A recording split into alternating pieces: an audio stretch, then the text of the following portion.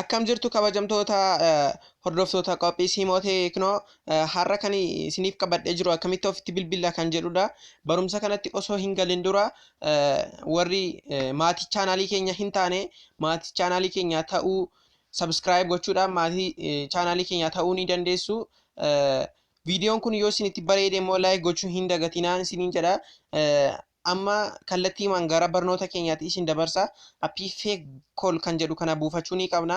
Appii fake call kan jedhu kana erga buufannee booddee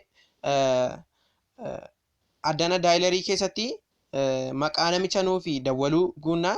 Amma ani haaker jedhee irratti barreesse san sila guuteedha. Asirratti immoo lakkoofsa bilbilaa isaadha. Yoo piikcharii barbaanne immoo kun as keessa gochuun add piikchar gochuu dandeenya. Yeroon itti fi ringitoonii isaadha kun immoo ringitoonii ittiin nuuf bilbilu seetaa isin godha isuma kanaan dura jiru jechuudha. Kun voice isaadha. Voicein ittiin abbichi nuuf dawwalu akka nama nu duukaa haasa'utti ammuma gadi beefaa jennaan amma fakkeenyaaf Simoo ammuma gadi be'i barbaadamaa jirta. Kun amma Simoo ammuma gadi be'i barbaadamaa jirta. Kan jedhu kuni amma nuuf hin dhaga'amaa jechuudha.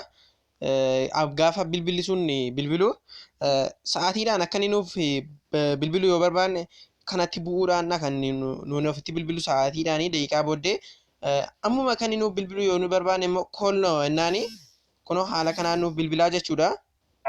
Simoo ammuma gadi be'i barbaadamaa jirta. Kunoo akka wanta namni nuuf bilbileetti nuuf fidaa jechuudha.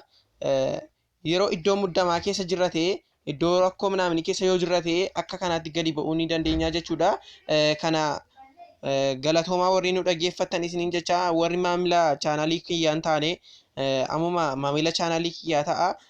Simeeraa beenyaa jechuudhaan barbaaddanii wantoota barbaadan hundasaa argachuu ni dandeessu. Galatoomaan isiniin jedha. Guyyaa itti aanutti akkamitti iimeelii ofii keenyaan banachuu dandeenya kan jedhuun isinitti agarsiisa. Galatoomaa.